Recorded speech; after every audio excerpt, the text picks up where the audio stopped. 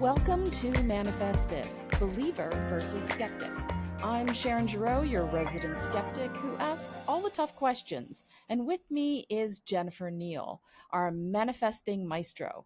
Whether you're rolling your eyes or raising your vibration, we dive into all things manifestation, mindset, and energy from every side. Hit subscribe, settle in, and get ready for spirited debates, surprising experiments, and laughter on the journey to creating a life you love.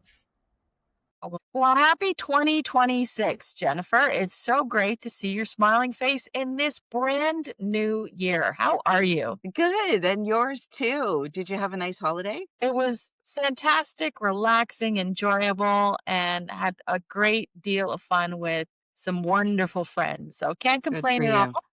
all. Didn't have a white Christmas, but I haven't had a white Christmas for almost a decade now, so I'm okay with that. Yeah. I had my first non-white Christmas, and that was different, new, but no less magical. Although I think from your photos, the sand looked pretty white to me. It was white. It was white. So we've got something a little bit different today. Tell us what it is. So this episode's a little different because, you know, just kind of diving right into 2026, the fact that it's a new year, it's not necessarily about starting something new always. Sometimes it's about closing the loop on something or stopping something. So just to bring our listeners up to speed here, I've been doing what I'm calling the Delusional Challenge, a 30-day challenge on my TikTok channel. You can go check it out. So if any of you have been following along with that, or even if you haven't been following along or maybe watching from the sidelines, I've been doing this thing called the Delusional Challenge. And all I want to say about that up front is that this idea of being delusional, it's all over social media, like Delulu, the young ones are calling it, you're Delulu, this whole idea of being delusional. It's never about being reckless. Delusional is not about being reckless. And it's never about denying reality. I'm going to put a pause there because sometimes you do have to deny reality. But more so, it's not about pretending that problems don't exist. Being delusional is about something much more subtle and much more powerful. And so I thought if we took this idea of delusional into 2026, it could be a great way for our listeners to start to bring the things into their life that they really want. Okay, and I've been following your TikTok channel, and that's Manifest RX with Jennifer Neal, for those of you who are interested. So I'm really glad you said that because I sort of think the word delusional might trigger people, including me, honestly, at first. It sort of sounds like you're encouraging like this fantasy or this incredible avoidance. I am. Make no mistake about it. Like I am. And you and I were just chatting before we started this episode. Like I want you to think about some of the greats in life. Think about Martin Luther King. Think about Joan of Arc. Think about Mahatma Gandhi. Like these greats had a vision in their head that nobody else could see. It wasn't reality. And yet they knew it was possible. And for them, it was real. So that's kind of what I want to unpack today. Why delusion? Why this world? Why this word of delusion? And when it's used intentionally, it's actually the bridge between who you've been and who you're becoming. Okay, so we're trying to bridge that gap, is what you're telling me. And some of that gap kind of sounds to me requires a bit of a leap of faith. It really does. Okay. It does require a leap of faith, but that's what we're talking about in this podcast, actually. And if I'm not mistaken, Sharon, we are coming up to a year of podcasting. Pretty soon. Yeah. You'll tell me, right? I will absolutely tell you. Okay. So like here, we've been at this for a year, talking about you and I debating, is this real? Does this stuff really happen? So let's go back to delusional. So here's what was actually happening during my challenge. I was usually the character in the delusion, right? Because there were things that were happening in my life. Right. It's not that these things weren't changing. The circumstances weren't changing overnight. I wasn't magically waking up thinner, richer, happier, or healed, but I wasn't changing my internal posture. I was changing my tone. I was changing my assumptions. I was changing my self talk. I was changing my identity. I'll give you an example. This one hasn't even launched yet. Yesterday, while standing at the carousel at Pearson Airport waiting for my bags to come off, half an hour, 45 minutes, an hour later, the belt was rolling, nothing was coming. Everybody around me was getting impatient, frustrated, walking over to people wondering where the bags were. Inside my head, do you want to know what my commentary was? Tell me. God, what are you up to? You sneaky little Dickens. I know you're doing something for me. In fact, I bet you any money you are changing and waiting for the border control services to go for dinner and bring on the next shift because you know I've got a lot of declarations in my bag, and you're making sure that the guy that I pass my declaration ticket to says, "Thank you very much, ma'am. Have a nice night," and lets me go through without paying Canada's lovely little present of 15%. And guess what happened, Sharon? You made it. I made it straight through, Yeah. declared everything, thousands of dollars. He looked me straight in the face and said, "Thank you very much, ma'am. Have a nice night." Okay. So that's the mindset, right? Yes. Okay. But people have done mindset work forever. Yes, they have. Well, some, I don't know. Have they? I don't know. But mindset is often treated like a mental exercise. This wasn't mental, it was embodiment. Do you understand the difference between No, that? I think maybe we need a little bit of clarification on that. Okay. So instead of just saying in my head, wouldn't it be nice? I started to literally, if we use that example of the carousel and the luggage, I started to move through that experience as if it had already worked out. In fact, instead of standing there like every other person, I decided to get my steps in. So I started walking around the carousel for half an hour. I got 5,000 steps in while I was waiting for my bags because I wasn't worried. And Yeah. I knew, I just said, and it took me a minute, but then I went, "Oh gosh, what are you up to? You sneaky little Dickens. What are you up to?" Because I know this is a kind universe and I know this is for my highest good. Okay. So here's some questions we can ask ourselves if we're actually going to embody mindset instead of talk about it. Okay. How would you move through the day if you knew this worked out? How would I stand at the carousel? How would I talk to the people around me? What would my literal body temperature state be? They'd be calm.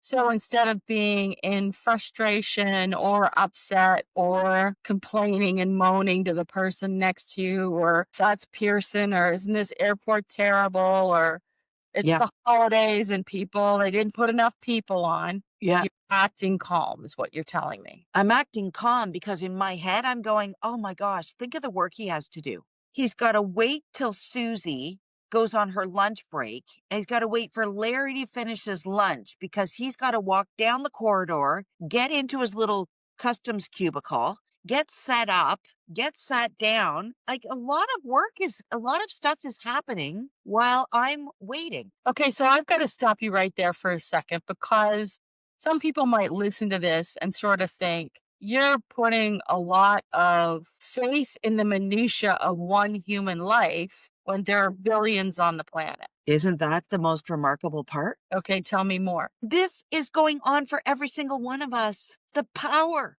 that I don't care what you call it. I call him God. You might call him universe, source, inner being, whatever you want to call this infinite power source Okay. is so powerful. He's acting for me in every minute of every day. He's acting for you in every minute of every day. That power is there. We talked about this before. The electrical socket is always there. The source is always there. You don't know it's there until you plug in your fan. The source is always there. Okay, so I mean, it doesn't matter if the source is always there, whether you're plugging in a fan or somebody else is plugging in a computer or somebody else is plugging in a curling iron. The source just exists. It exists. It's up to you if you want to plug into that source. And I Okay. plugged into it yesterday at the carousel. Okay. Make So, sense? yeah, so you talked about, how to move through the day if it already worked out. What else might someone ask? Yeah, no problem. Before we leave that, though, I just also want to say, like, even if you don't believe or you're not sure, maybe you're the skeptic, would you rather stand for an hour and be sweating and spitting bullets and mad as heck and getting your body into an absolute physical tizzy, which will affect your health. Right. Or maybe you could try a way to be calm anyway, just because you can't push, unless you're going to get down there and pull those bags off that trolley and get in there yourself. Hmm. What are you going to do? Right. So, I mean, I would argue it's really hard to stay calm in these situations. It's a lot easier if you believe there's a purpose for why the timing is the way the timing is. Make Right. sense? It's interesting. I was listening to something today where similarly someone had said something like, there's a reason why you missed that flight or missed that bus. Maybe you missed an accident, or maybe you were supposed to slow down and see something wonderful, et cetera, et cetera. That's exactly the point. Right. When are we going to realize that there is a divine timing to this life that we are in? There is divine timing going on all the time. Okay. So instead of getting stressed out about it, why don't we just sit there and go, "Oh boy, there's a reason for this. I'm either avoiding an accident, or I'm about to meet someone, I'm destined to meet someone, or Hmm. something great is lined up for me." Yeah. It's as simple as that. Is this a kind universe or is this an unkind universe? You've got to make a decision. Even Okay. Einstein asked that question. Okay. Einstein's, yes, go ahead. So I was going to say, so what else are people asking about? So if you were delusional, let's say about our podcast, right? Okay. You and I have been doing this religiously, devotedly for almost a year. And although our listeners are going up, they're not in the millions. We don't have any brand deals yet. We don't have anybody knocking down our door. Some people might come up to us and say, "What are you guys doing? Like, nobody's listening. Nobody cares. What are you doing this for?" I don't care. I don't care what you think. I can see where we're going. I can see the potential. So I'm not going to apologize for doing something that isn't showing the results that the world want to see. So Right. number two would be stop apologizing for things. If you have a vision and you see something that nobody else can see, why would we be even defending that? And people look at things, I think, with the lens of where they see there is measured success, and for you and I, for me, it's the delight of getting to talk to a great friend every week, Me too. right? And have these chats. And we just happen to be recording it and putting it out in the world and being interested in each other and what we get to offer. If nothing else happens, to me, that was time well spent. I agree. And I get to talk about my favorite topic in the whole wide world every single week with one of my most favorite people on the planet. Right? And what are those naysayers doing? Are they living their dream? Yeah. Are they talking about their favorite topic? Are they taking time out of their week to spend time on what I believe my gift is? They Mhm. have a gift, right? Yeah. Okay. Give me a little bit more about why I would stop chasing. Like if I knew there was a purpose for the delay in my bags, I would not go chasing the Air Canada person behind the desk. When are the bags going to be here? Where are they? Why aren't they down yet? Where is this? You're such a stupid airline. Yeah. Stop chasing. Stop demanding. Start knowing. Start being delusional. Hmm. Do you know how many people standing around that carousel baggage, if I actually told them what I was thinking about and being, they would have thought I was crazy. In fact, Darwin comes over to me, my boyfriend, who was over at the oversized baggage, because we had a hockey bag. He comes over easily 45 minutes later, and I knew what he was about to do. And I said, "Don't you dare." I said, "Let me tell you what's happening right now." And I told him the whole story I had conjured up in my mind about the customs agents and the shift change. Yeah. And he's like, "Oh, brother." And he goes back to the oversize. And then when we sailed through customs, what did he say? "Holy smokes, Jennifer, you can pour some of that on again next time." Yeah. Right? Stop chasing. Yeah. Okay. What else might you start to ask? I think this one's a biggie. If you really knew that everything was going to work out for you, if you really knew that everything works out for your highest good, you would stop tolerating certain behavior. And I mean, that sounds really harsh, but you know, that person that doesn't want to text you or doesn't text you as fast or doesn't hug you as hard. And when I say no longer tolerate, I'm not saying you don't hug me as hard as I hug you. I'm saying don't spend as much energy there anymore. Why are you hugging them hard in the first place? So I would no longer tolerate myself, really, is what it comes down to. I would no longer tolerate myself going after things that just aren't meant to be, chasing after people that just aren't meant to be, going after relationships that are maybe just simmering down. One of the biggest signs that we are moving into a different stage of our becoming is when things start to fall away naturally, right? And part of that has to do with our tolerance of things. So I've got to say a really big oof here because, as I listen to what you're saying, and I can hear what would I no longer tolerate with an angry ear, or That's what I mean. Yeah, I could hear it with a softer ear. And that softer ear, it almost feels like the angry ear is you're external. Someone's giving me bad energy and I'm not going to tolerate. But if I listen to it with a softer ear, it's more like, what am I doing for myself to protect my peace? And the reason why this is a really big oof for me is because I can see that that's been my last year of what I've been working on personally is the not pushing angrily with that angry listening, but going, this disturbs my peace and I'm not inclined to do it. And there isn't the resentment or the anger or the chasing or the apologizing or the upset. It's that's yeah, done. yeah, yeah. Now, I don't know about you because I've had to do a little bit of this as well in my house too. I've had to do a little energy house cleaning, I would call it, where I just don't get the energy around it anymore. And I also have no expectations anymore. And when I do get a note or that person does pop in for one reason or another, it's like, oh, hey, how's it going? And no problem. And here you go. And that's it, though. No Yeah. more engagement, no asking how things are, no re engaging, just letting it be, right? And no longer tolerating. Again, this is really around my energy. No longer tolerating myself to get all wound up and re engaged again. I don't tolerate that from myself anymore. So it's really this delusion, I think, is really self-reflection in a lot of ways. It's like how can I go through life feeling smoother and softer and less triggered Yeah. with less upset and frustration? Yeah. Like, believe me, I am the most triggered person there is or was. And I know that didn't get me.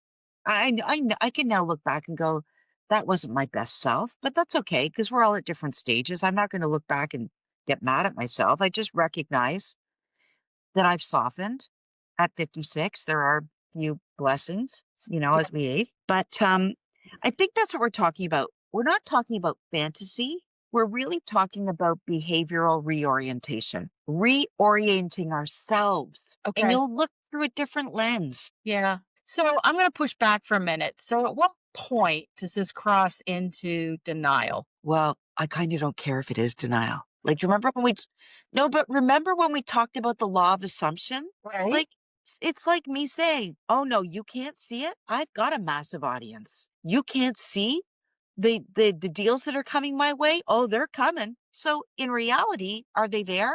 Not right in this reality, but in the next dimension they are. Who are you to decide what my dimensions look like? So yeah, I think there's a bit of denial there. But I'll play along with you, Sharon. It's a great it's a great question. And here's the distinction, okay? Delusion says reality doesn't exist. Intentional delusion says reality isn't finished, right? In other words, Okay. Say we again. don't know how this story ends. Okay. Say that whole thing again. Okay. Straight delusion says that didn't happen. You're lying. Maybe that we could even go into gaslighting with that, right? That didn't happen. Right. I'm not saying that. I'm talking about intentional delusion that says it's not that it doesn't exist, it's that reality isn't finished yet. So let's go back to the carousel. If I had decided in that moment that my bags were lost, that's it, they're lost. We got to go to the lost baggage section now because our bags are lost. Somebody call the police, right? But instead I said, this story's not over yet. I wonder where this is going. And you know what Sharon would have been doing, right? Tell me, Sharon, what would you have been doing? Sharon would have been checking her air tags on her iPhone to see Yeah, bags. exactly. Someone's trying to get their shit together somewhere. Well, and okay, so nothing against AirTags. I have a lot of friends that use AirTags. I personally have no AirTags. because I believe in a kind universe. Like Right. every time we go to the airport, my partner says, "Look at the people. It's going to be a disaster in here." I said, "Is it?" Like, I don't believe in air tags. I don't believe in home security systems. Like, I believe in a kind universe. Anyway, enough about that.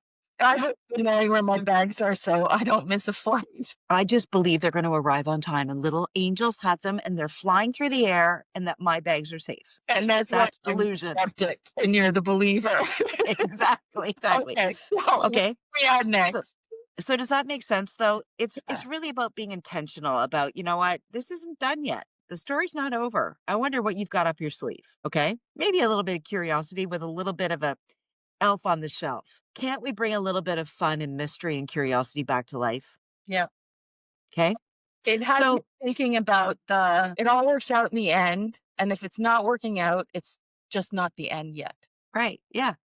It's like I like this whole idea of the elf on the shelf, right? Like, or I saw another one, Snoop on the stoop, Snoop doggy dog, Snoop on the stoop. So hilarious. Anyway, like if this little magical elf gets moved around the house by something, and the little children are like, "Where's the elf today, mummy? Where's Snoop today, daddy?" Like, why can't we live our life with a little bit of Snoop on the stoop? Why can't we live our life a little bit with here? Where is it? What have you done with it? So I'm hearing, trying to bring that wonder back into our lives that we seem Yes. to somehow lose as we move from tooth fairies and Easter bunnies and elves on shelves into the harsh, cold world, as it were. Yeah, so like to kind of bring this back, every meaningful change in human history started with someone being told that is unrealistic, that is totally impractical, that's not how life works. And yet somehow these beautiful leaders, beautiful human beings, and we are them too, Yep. they acted as if anyway. So you're saying that the delusion really isn't about the outcome. It's about the self concept. That's exactly that's the whole, like, drop the mic, we're done. That's all we're talking about here. Okay. So the delusion, because we're talking about the word delusion, the delusion is this. And here's a little mantra for anyone that's listening. I am already the version of me who figures this out. I am already the version of me that gets what I want. I am already the version of me where this all is playing out to my highest good. Okay. So once that identity clicks in, and I'm far along, I would say. Like I not all the time, but a lot of the time I'm able to check myself at the door and go, "Wait a minute, Jennifer. What if you thought about it from this That's all it is, a perspective shift." Okay. And once that identity clicks, the actions stop feeling forced, the decisions stop feeling heavy, and boundaries stop feeling mean. Back to your ear that you were talking about earlier, right? Yeah, that's really interesting. Okay, so let me ask you this. When do people start to notice this happening? Well, this is my favorite part because I was going to say that people don't report miracles and they do. But probably something that will land better for everybody is that people report relief, Yeah, right? I can absolutely see that. Right. So they say things like, "I feel calmer, even though nothing changed yet." Like, let's face it, the bags still weren't coming off the carousel, but I felt better. Yeah. I stopped explaining myself. That's a big one. Mhm. I said no without feeling guilty. Okay. I didn't spiral the way I normally do. I wasn't marching over to the Air Canada desk and demanding a free flight because my bags were late. Right. So this is frequency work. And why does this matter? Let's bring it right back again to why we're here. Because your frequency is bringing in your life. And if you are emitting a frequency at a level, we talked about that emotional guidance system. Everybody can go back and check it out if they're not sure what we're talking about, or you can Google Abraham Hicks emotional guidance system. Wherever you are, healing on that system is the environment, the experiences, and the life that you are calling in at that exact moment. So the reason frequency work matters is because we're trying to get all these good things out of life and they come with frequencies. Right. So this is nervous system regulation, which I know it sounds really sciencey and really heady, but we're trying to calm down our nervous system and stabilize ourselves to get the life we want. Well, and honestly, from the skeptic's perspective, that's where it becomes more credible for me because nervous system regulation, when people feel safer internally, we just make better decisions externally because we feel like we could do it from a place of strength and sureness and safety.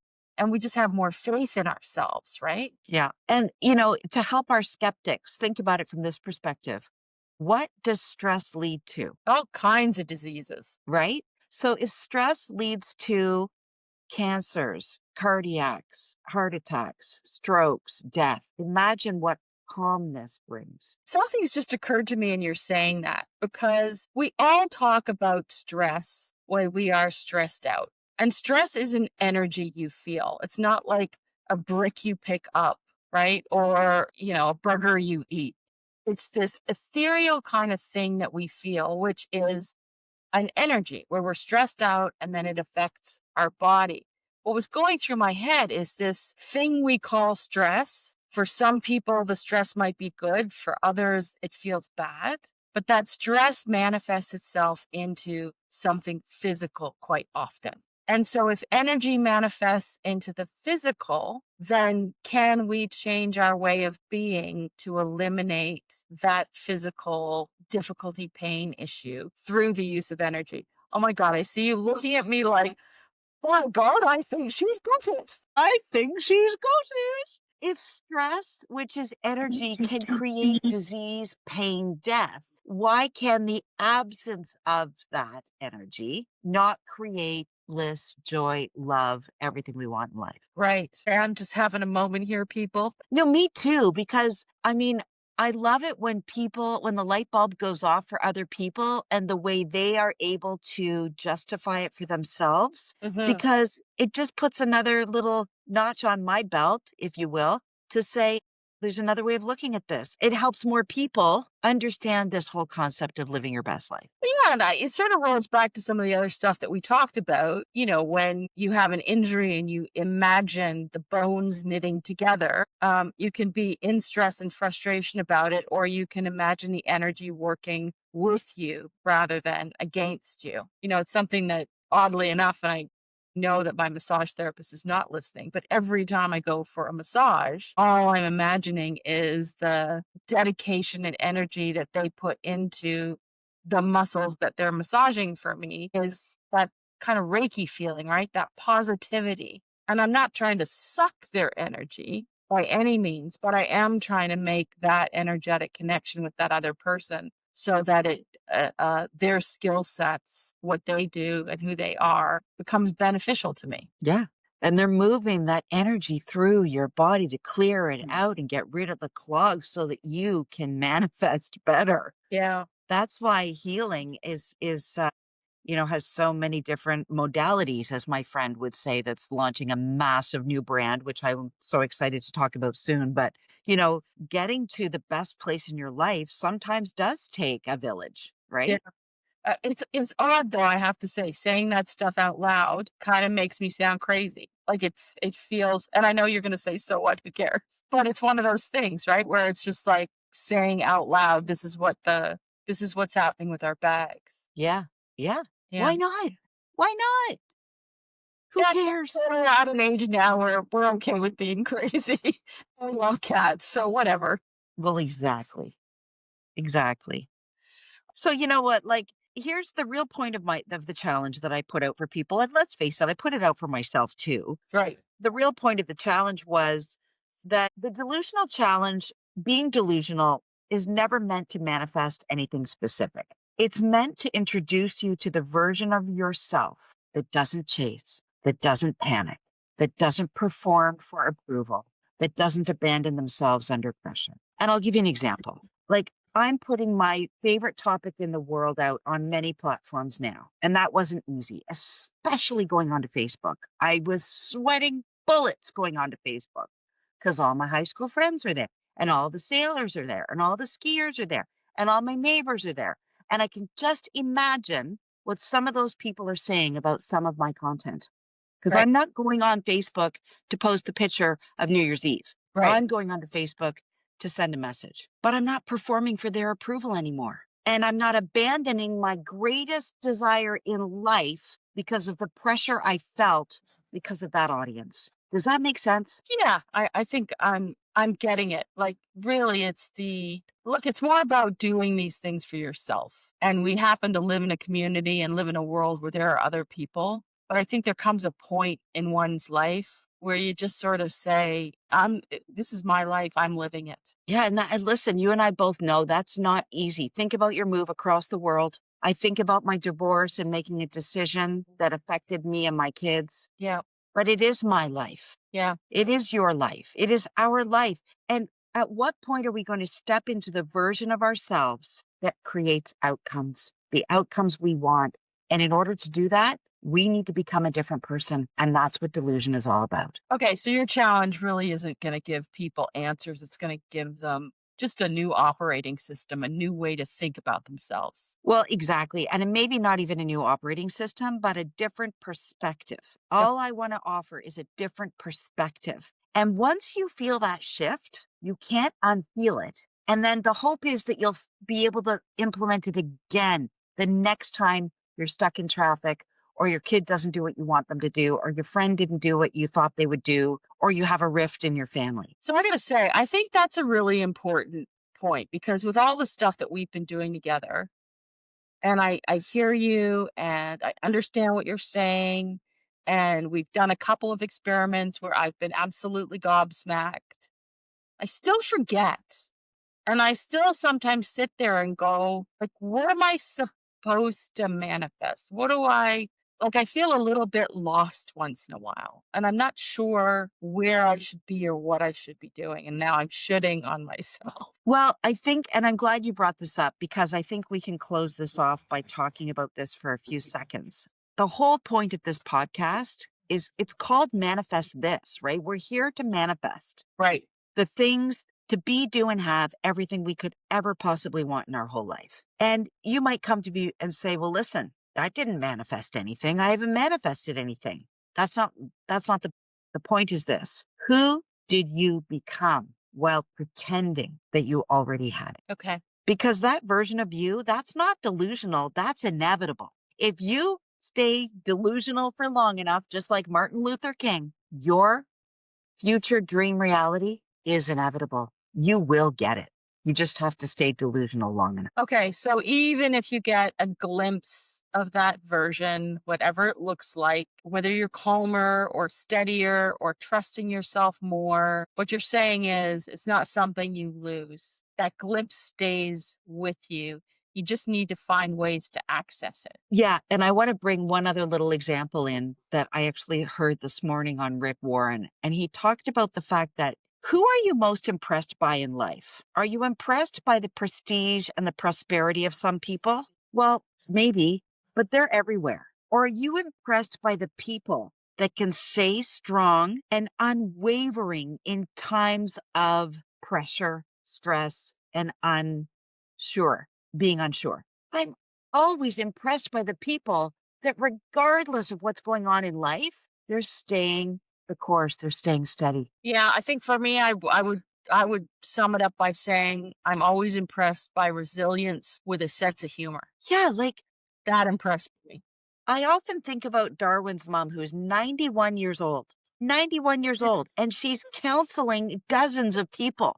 These people come to her at 91 with all sorts of problems because they know she's sure and steady. Right. I want to be that person too, sure and steady, right? Yeah. So, please keep practicing, everybody. I am too. I'm no perfection over here. Keep practicing. And with practice and awareness and just that little pivot to, I wonder what this is all about. You can then refine it. You can then live from it. And that's where everything changes. Well, that sounds like it's interesting and a lot of fun. We've got a great year planned for everybody, and we're shedding 2025 and rolling into 2026. And we'll bring you a lot more content and a lot more discussion. And we love hearing from you. So feel free to reach out to us. And we look forward to more great conversations, Jen. Thanks so much. Take care, everybody. Here's to a great 2026. Thanks for tuning in to Manifest This, Believer versus Skeptic. If you enjoyed today's conversation, Share it with a friend, believer or skeptic. And don't forget to leave us a review so others can join in the debate. Plus, check out Jennifer's TikTok account, Manifestation RX, where she writes daily prescriptions for manifesting your dreams. Think practical tips with a dash of magic. We love hearing your questions and stories, so tell us what you're manifesting or questioning this week. Until next time, keep an open mind and maybe manifest a little magic.